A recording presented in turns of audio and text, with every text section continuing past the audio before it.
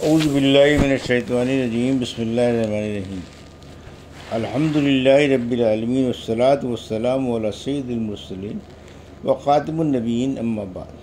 صحیح بخاری باب کتاب التفسیر، حدیث نمبر 4959، اردو ترجمہ۔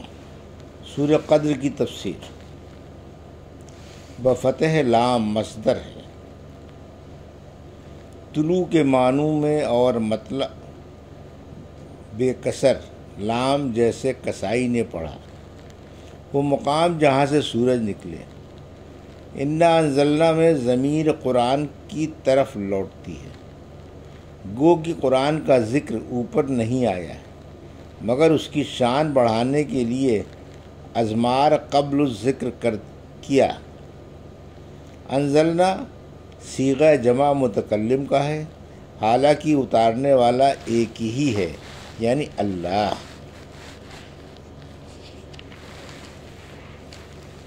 اللہ پاک مگر عربی میں واحد جمع اور اس بات کے لیے بصیغہ جمع لاتے ہیں۔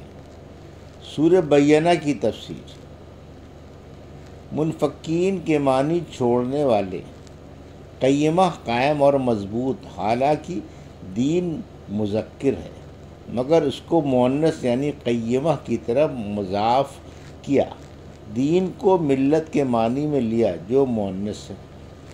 ہم سے محمد بن بشار نے بیان کیا، کہا کہ ہم سے غنزر نے بیان کیا، کہا ہم سے شعبہ نے بیان کیا، میں نے قتادہ سے سنا اور انہوں نے حضرت انس بن مالک رضی اللہ عنہ سے کہ رسول کریم صلی اللہ علیہ وسلم نے ابی بن کعب رضی اللہ عنہ سے فرمایا کہ اللہ تعالیٰ نے مجھے حکم دیا ہے کہ تمہیں سورہ لم یکن الذین کفروا پڑھ کر سناؤں۔ حضرت ابی بن کعب نے عرض کیا کہ اللہ تعالیٰ نے میرا نام بھی لیا ہے؟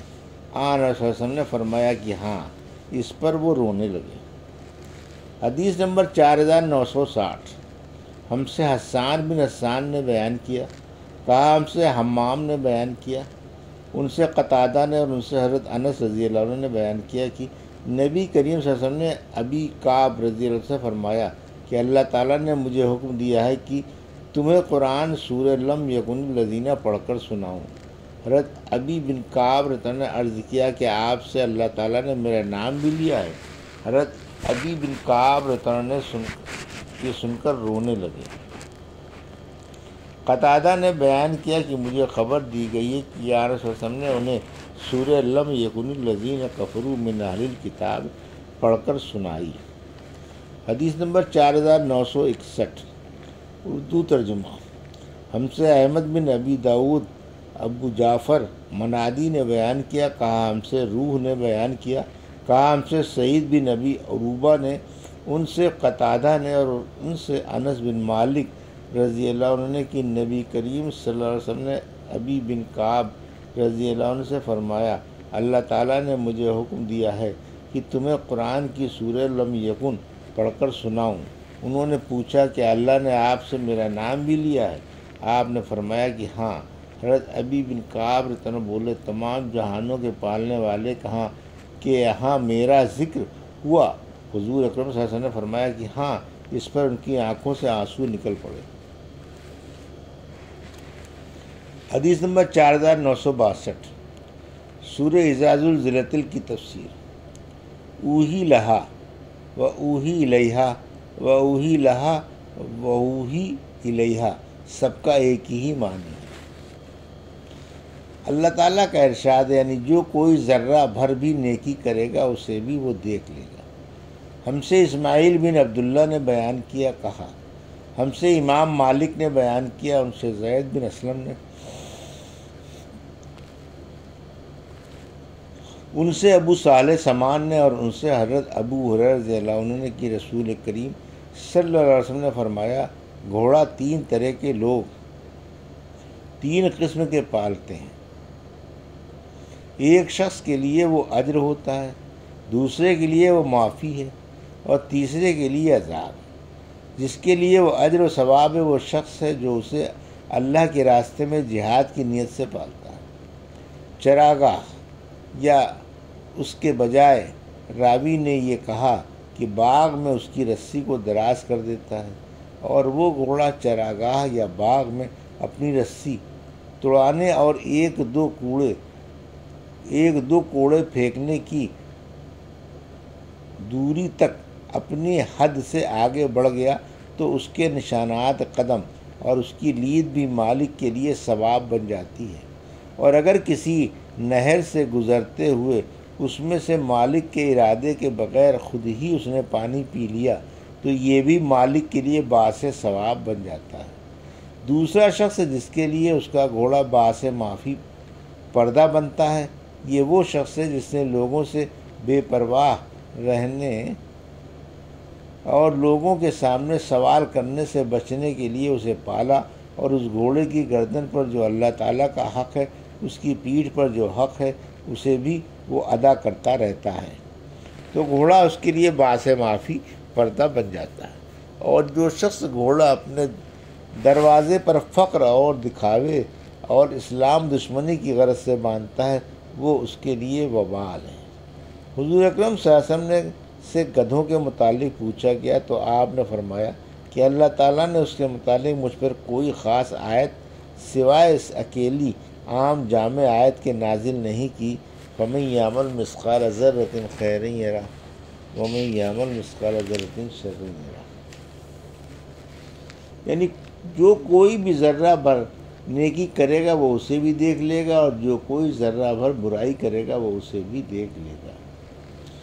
حدیث نمبر 4963، اردو ترجمہ۔ اللہ تعالیٰ کا ارشاد ہے، جو کوئی ایک ذرہ برابر برائی کرے گا اسے بھی دیکھ لے گا۔ ہم سے یحییٰ بن سلیمان نے بیان کیا، انہوں نے کہا کہ مجھ سے ابن وہب نے بیان کیا، انہوں نے کہا مجھ کو امام مالک نے خبر دی، انہیں زید بن اسلم نے، انہیں ابو صالح نے، اور انہیں حضرت ابو ہریرہ نے کہ رسول کریم صلی اللہ علیہ وسلم سے گدھوں کے متعلق پوچھا گیا تو آپ نے فرمایا کہ اس اکیلی عام آیت کے سوا مجھ پر اس کے بارے میں اور کوئی خاص حکم نازل نہیں ہوا ہے، یعنی جو کوئی ذرہ برابر نیکی کرے گا اسے دیکھ لے گا، اور جو کوئی ذرہ برابر برائی کرے گا وہ اسے بھی دیکھ لے گا۔ حدیث نمبر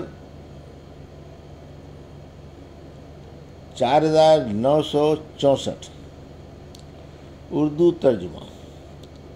سورہ عادیات کی تفسیر۔ مجاہد نے کہا قنوت کے معنی ناشکرہ ہے۔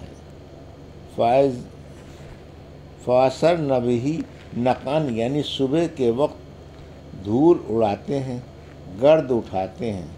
لہب الخیر یعنی مال کی قلت کی وجہ سے۔ لشدید بخیل ہے، بخیل کو شدید کہتے ہیں۔ حصل کے معنی جدا کیا جائے یا جمع کیا جائے۔ سورہ قاریہ کی تفسیر۔ کل فراش المبثوث یعنی پریشان ٹڈیوں کی طرح کی، جیسے وہ ایسی حالت میں ایک دوسرے پر چڑھ جاتی ہیں، یہی حال حشر کے دن انسانوں کا ہوگا، وہ ایک دوسرے پر گر رہے ہوں گے۔ کل اہن اون کی طرح رنگ برنگ۔ عبداللہ بن مسعود نے یوں پڑھا ہے کہ کل صوف المنفوش یعنی دھنی ہوئی اون کی طرح اڑتے پھریں گے۔ سورہ تکاثر کی تفسیر۔ حضرت ابن عباس نے کہا کہ تکاثر سے مال و اولاد کا بہت ہونا مراد ہے۔ سورہ عصر کی تفسیر۔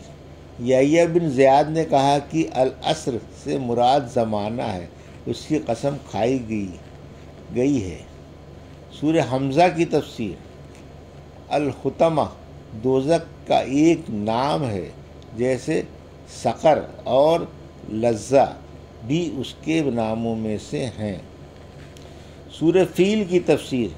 مجاہد نے کہا ابابیل یعنی پے در پے آنے والے جھنڈ کے جھنڈ پرندے۔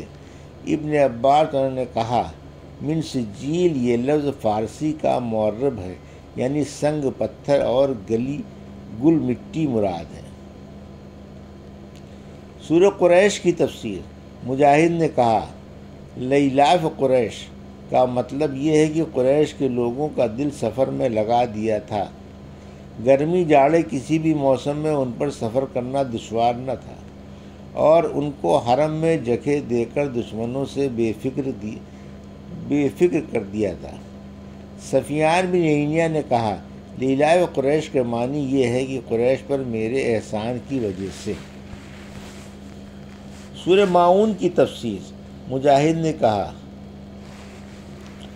یدع کا معنی دفع کرنا ہے، یعنی یتیم کو اس کا حق نہیں لینے دیتا۔ کہتے ہیں دعات سے نکلا ہے۔ اسی سے سورہ طور میں لفظ یوم یدعون ہے، یعنی جس دن دوزخ کی طرح اٹھائے جائیں گے، دھکیلے جائیں گے۔ ساہون بھولنے والے، غافل۔ ماعون کہتے ہیں مروت کے ہر اچھے کام کو۔ بعض عرب معاون پانی کو کہتے ہیں۔ اکرما نے کہا، معاون کا اعلیٰ درجہ زکوٰۃ دینا ہے، اور ادنیٰ درجہ یہ ہے کہ کوئی شخص کچھ سامان مانگے تو اسے وہ دے دے، اس کا انکار نہ کرے۔ سورہ کوثر کی تفسیر۔ حضرت ابن عباس نے کہا، شانیہ کا تیرا دشمن ہم سے عالم بن ابی ایاس نے بیان کیا، کہا ہم سے شیبان بن عبد الرحمن نے بیان کیا، ان سے قتادہ نے بیان کیا، ان سے انس بن مالک رضی اللہ عنہ نے بیان کیا کہ جب نبی کریم صلی اللہ علیہ وسلم کو معراج ہوئی تو آن صلی اللہ علیہ وسلم نے فرمایا کہ میں ایک نہر کے کنارے پہنچا جس کے دونوں کناروں پر خولدار موتیوں کے ڈیرے لگے ہوئے تھے۔ میں نے پوچھا اسے، جبرائیل یہ نہر کیسی ہے؟ انہوں نے بتایا کہ یہ حوض کوثر ہے جو اللہ نے آپ کو دیا ہے۔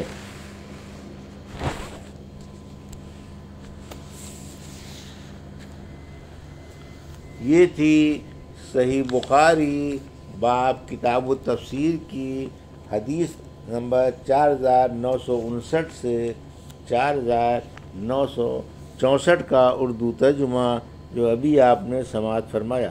اللہ سے دعا ہے کہ اللہ میں حدیثوں کی صحیح سمجھ عطا فرما اور ان پر عمل کرنے کی توفیق عطا فرما۔ آمین یا رب العالمین۔